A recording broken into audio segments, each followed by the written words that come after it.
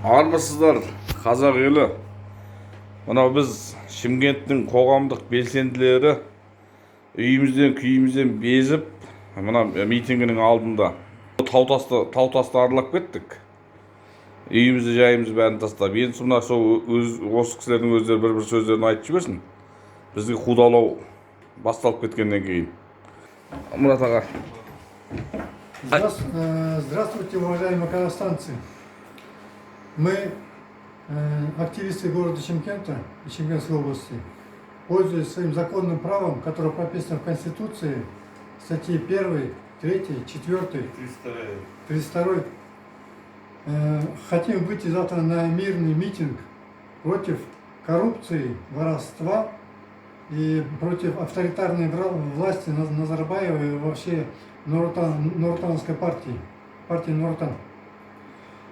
Но закон написан только в Конституции, который не исполняется на самом деле.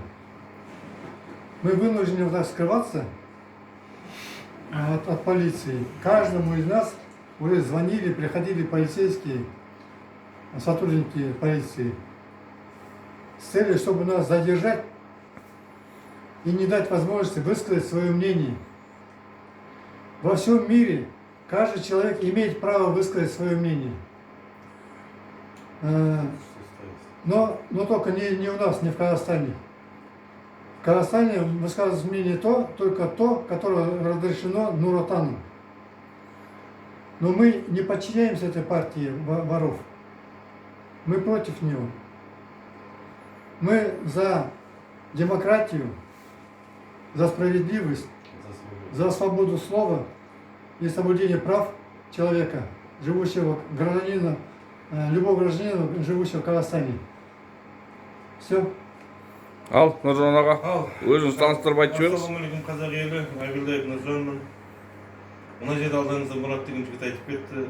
Үшінші группаның инвалид третьей группы, которому, честно говоря, жить не дают. Үйінен алып кетеді, қамап қояды, жауып тастай береді, үйіне кіріп барып үйінде шай ішіп отырып, бұның өзін унижать етіп, бұнда оңбаған сотрудниктер деген Сапар деген тірлік істейді. Алайда өзім туралы. Ертең 22-сі, сонда біз не? 30 жыл бойы мынандай иттік диктатураны көріп келіп, сонда 30 жыл тағы да бізден кейін бала-шаға, бізден кейін келген ұрпақтар соны көру керек па? 30 жылда қанша поколение келді, түк көрмеген, түк білмейтін. Совет мемлекетінде шын айтайын, екеуін салыстыратын болсақ, аспан мен жердей, Совет өкіметін жамандап әңгіме қылдық талай. Ол кезде мынандай беспредел, мынандай ұрлық, мынандай наглость, мынандай унижение человеческого достоинства болған емес. Қазіргі жағдай жоқ адам 100 000 теңгеге дейін алатын адамдарды адам есебінде санамайды. Оларды үстінен қарайды. Өздерінің ақшаларын аспаннан түскендей, сол халықтың, елдің ақшасы емес па? Мынау қазір Конституцияның 36 статья бабында жазылған. Қазақстанның мемлекет билік заңсыз тірлік істейтін болса, халыққа қарсы нәрсе, жақпайтын нәрсе істейтін болса, 36 статьяда жазылған. Осы Қазақстан мемлекетінің азаматы шығып, қарсы шығып, сол мемлекеттің істеген дұрыс емес нәрсесін, кемшіліктерін айтуға міндетті деп жазған. А бізді міндетті түрде үйден алып кетеді. Бұл қандай демократия бұл? Ешқандай возможность бермейді сөйлеуге. Халықты қорқытады, ертең 22-сіне көресіздер не болатын.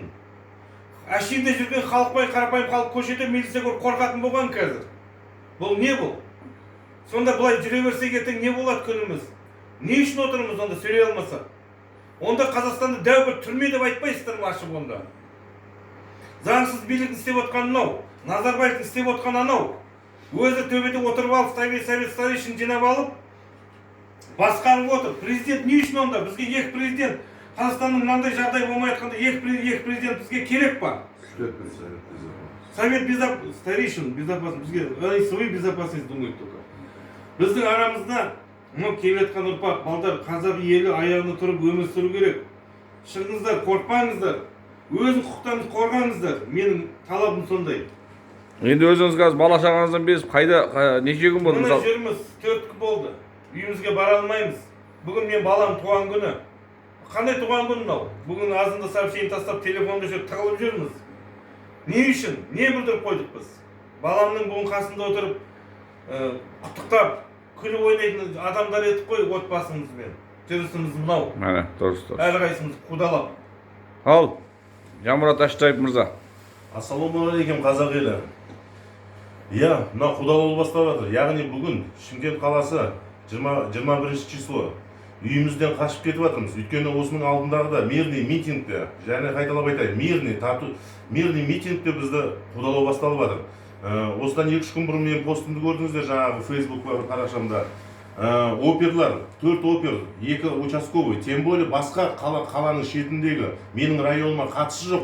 Жаңағы полиция қызметкерлері мені алып барып қамамақшы болды.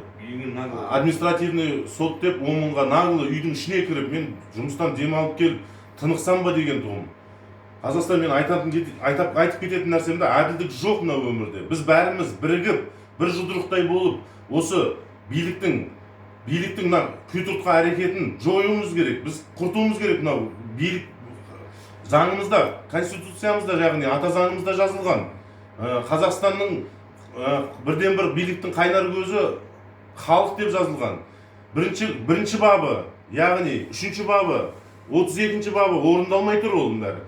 Бізге не керек мұны? 4 бала шағамыз бар. Бәріміз бала шағадан безіп осы митингке шығайықшы осы деп. Біз бірігейік, халық айналайын. Бұл дұрыс емес. Мына қазірдің өзіне мынандай қыспашылық беріп жатыр біздің халыққа да, қысушылық көрсетіп жатыр. Келешекте бұдан да зоры болады. Бұл кезде уже біздің қазақтың полициясы емес, ол кезде Қытайдың полициясы уже жаңағыдай үйден әкетіп қорлау басталады. Бұл болмайды бұндай. Диктатура. Мен шығам, мен мирный митингке шығам, себебі менің болашағым, менің бала шағам на кону стоит. Мен солардың болашағы үшін жүрем мен. Неге жүре алмаймын мен? Неге айта алмаймын мен өз еркімді, өз сөз еркіндігімді, заңсыздықтарын қайталана беретін, арыз жарылып кететін, самолет құлап кететін, немесе сондай көп қой айта берсең. Барлық салада бардак. Коронавирус айтшы бар. Коронавирус тем более бар. Зайсанда менің Қазақстанымның жеріне Зайсанға келіп, Қытайдың азаматтарын емдеу деген сөз ол вообще билікті ауышқан деп айтуға болады. Ауруды кіргізді. Ауру адамдарды кіргізіп, ол вообще басқа сыймайды, ол біздің ұрпаққа жасалып жатқан геноцид деп айтуға болады даже. Айналайын халық, бірігейік бәріміз. Біз айтылған күні бәріміз 100 мың, 50 мың болып шықсақ, біз мына билікке айталамыз. Бізге 93 жылғы конституцияны қайтарыңдар деп айталамыз. Яғни бізге 93 жылға әділ халық сайлайтын парламенттік жүйе керек. Айналайын халық, соны істейік біз бәріміз. Біз бәріміз біріксек, оны істей аламыз. Еш жайық айналайын халық. Айтарым осы. Ал Елеке. Мен айтатын кезде біз кеңес үкіметін көрген адамбыз ғой. Ертеңгі күнге қатысып нетін едік. Есігіміз алдымызда техника болатын, басқа болатын, жаңағы мал болатын, бәрі құрыды осының бәрі. Енді мен білмеймін, бәрі жеке-жөнем сатылып кетті. Бәрі темірге өткізіп Қытай асты. Ештеңе қалмады. Ертеңгі ұрпақ білмеймін, не қылатын ертең топырақ шайнаймыз ба, басқа қыламыз ба. Бұрынғы ауыр металдар жоқ, қаңылтыр бәлелер қалды қазір да жаңағы. Мен осы қатты ашуланам, осы үкіметтің осылай істегеніне, бәрін таратып, сатып жібергеніне кезінде жас балаға бір 10 миллион теңге береді ғой, сол сияқты миллион теңге жаратып қойды ғой, сондай болды, жаратып жіберді бәрі да. Ештеңе жоқ қазір да. Ел ішімді бердім деп отыр қазір да, халық не істесін, мен жұмыс бердім, тірлік бердім деп айтады, бәрі өтірік нәрсе. Бұл дерек, бірақ налогымен қайтарылады осы. Өз бидайын өзіне қуырып жатыр, осы басқа еш нәрсе жоқ қазір да. Бүгін болған менде ақша, ертең сенде, сендегі ақша менде, сөйтіп бір ауысып жүр қазір да, осы ақшаның бар. Әшін күн көріп жүріп бар ғой. Атақ сәттен пайда жоқ. Кредиттің құлымыз дейміз.